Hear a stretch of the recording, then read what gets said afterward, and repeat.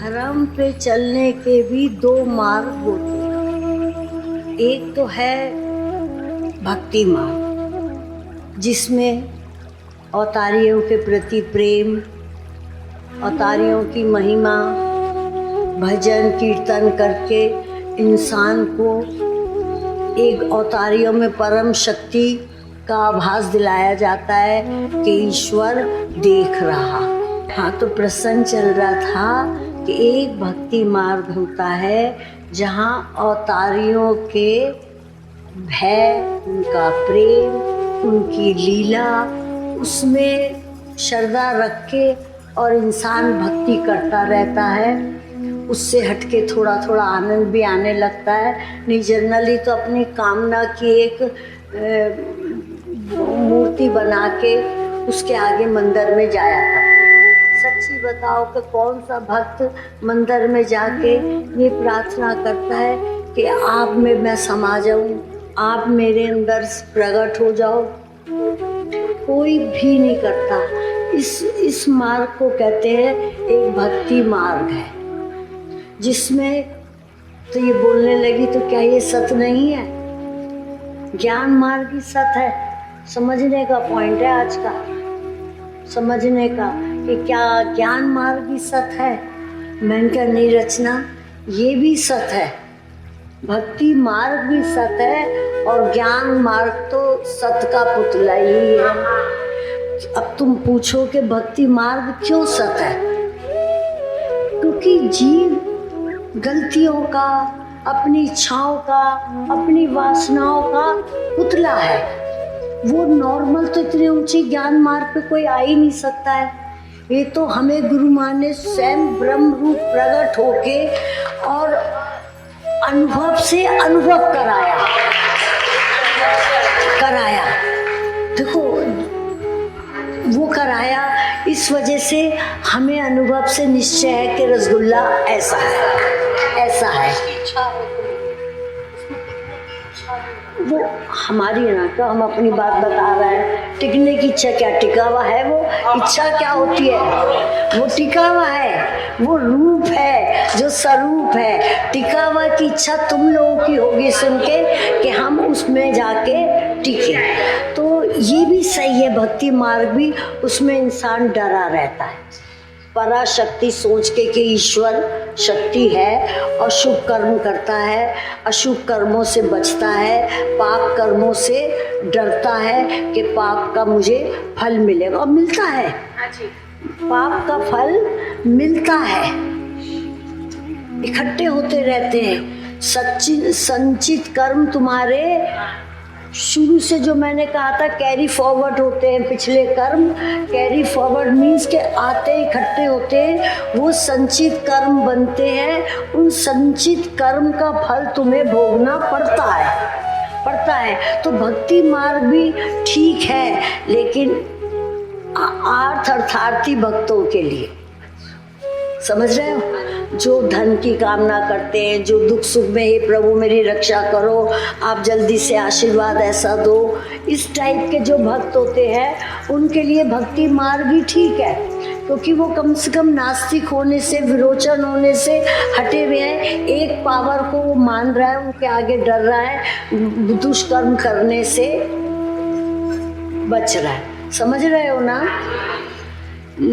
तो बोली ये ठीक है, चलो ठीक है। फिर ज्ञान मार्ग पे कैसे होए?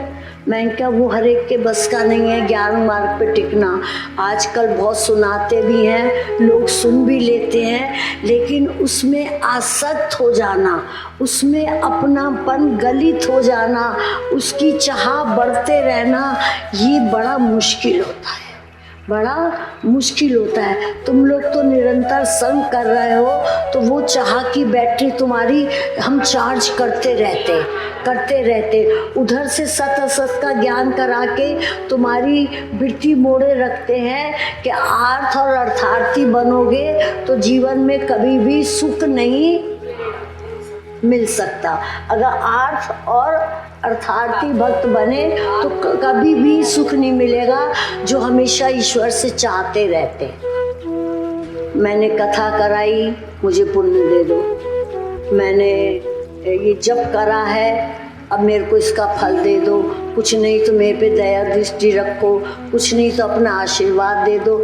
ये आर्थ और अर्थार्थी भक्त होते हैं। इस श्रेणी से हटके जब एक जिज्ञासु आता है, जिज्ञासा जागृत होती है तुम्हारे अंदर कि ये जो कह रहा है मैं जहाँ मैं तू हट जावे, अनुभव उसको ही कहते हैं। जब जिज्ञासा जागृत होने लगती है कि गीता में हम कृष्ण को तो मान रहे हैं, पूज रहे हैं, जन्माष्टमी आएगी सब करेंगे, लेकिन कृष्ण गीता में क्या कह रहे हैं, जब ये जिज्ञासा जागृत होती है तब उसको कहते हैं ये अध्यात्म का मार्ग शुरू हो गया, जहाँ मैं के ज्ञान का इच्छा जागृत होने लगा कि मैं कौन हूँ। जो कहते हैं मैं कौन हूँ, कौन हूँ, ये जिज्ञासा जब जागृत होती है, जानने की इच्छा होती है कि गुरु माँ साकार और निराकार क्या है। साकार की महिमा हम गुरु माँ की गाते हैं, कृष्ण की गाते हैं, राम की गाते हैं, लेकिन उनका सत्य स्वरूप जो कि तुम्हारे अंदर भी है, जब उसके जानने की जिज्ञासा जागृत होती है तब फिर वो ज्ञानी पद पे आके टिकता है। तो दोनों मार्ग सही हो गए ना, संसारिकों के लिए, लोकल लोगों के लिए, जो लोकल होते हैं उनके लिए भक्ति मार्ग ही सही है। कम से कम दुष्कर्मों से बचे रहेंगे, कम से कम समाज में गंदगी फैलाने से भय रहेगा कि ईश्वर देख रहा है, देख तो रहा है, सबके अंदर देख रिया।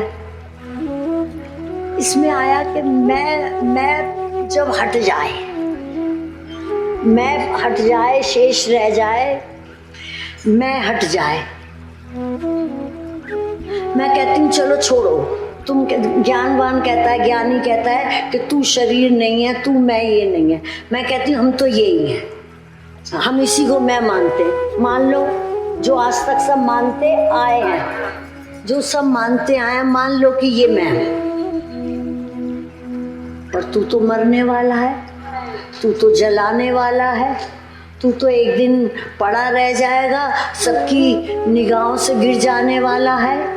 तो ये तो मैं समझूं कि आखिर ये ही मैं हूं, मान रहा हूं, लेकिन इस मैं की वैल्यू किससे है, भाई ये समझ लो तो भ्रांति सारी मिट जाएगी। मैं यही हूँ, मैं ये शरीर हूँ, हाथ हूँ, पैर हूँ, मेरा ये नाम है, ठीक है, 100% तुम ठीक हो, लेकिन इस मैं का किससे चल रहा है काम?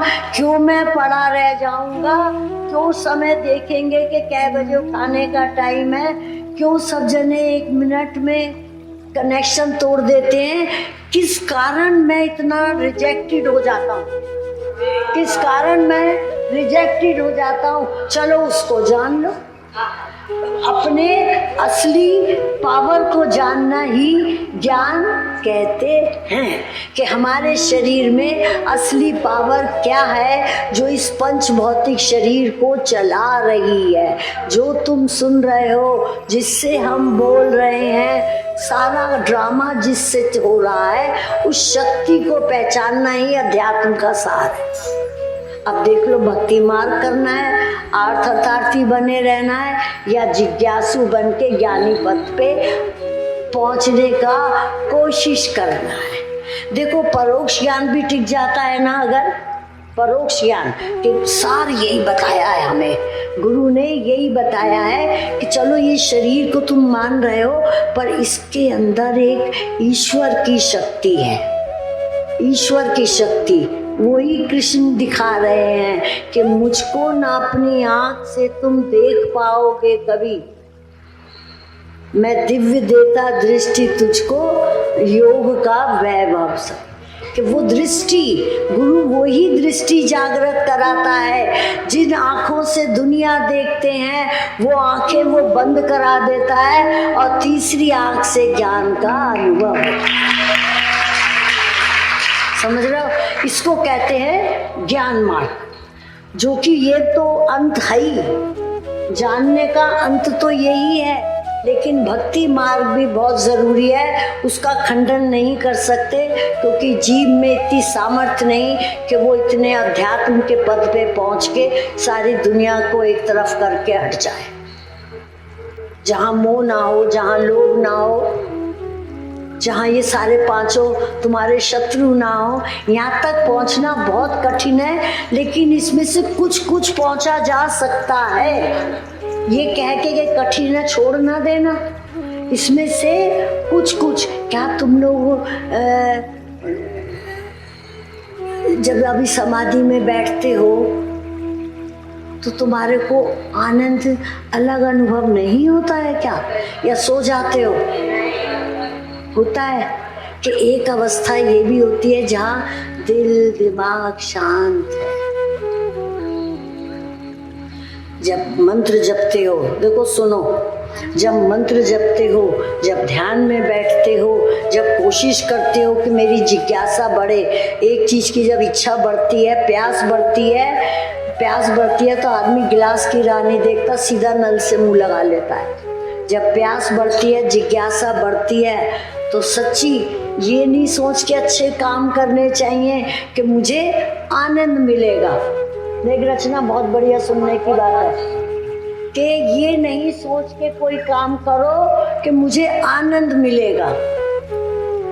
हो सकता है आनंद ना भी मिले, जो तुम कर रहे हो सकता है उसमें आनंद ना भी मिले, लेकिन अगर आनंदित होके कोई काम करोगे तो आनंद जरूर मिलेगा।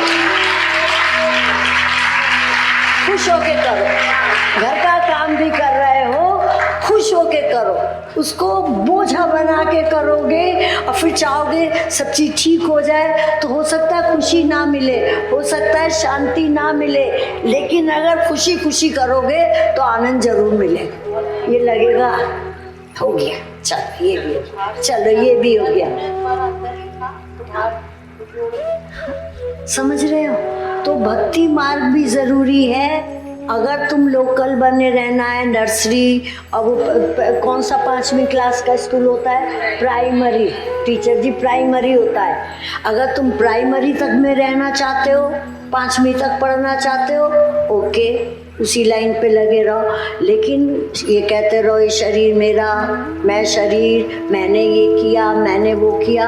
अरे जब तू हट जाता है, तेरे में से हट जाता है, तू तो हाथ हिलाने लायक भी नहीं रहता।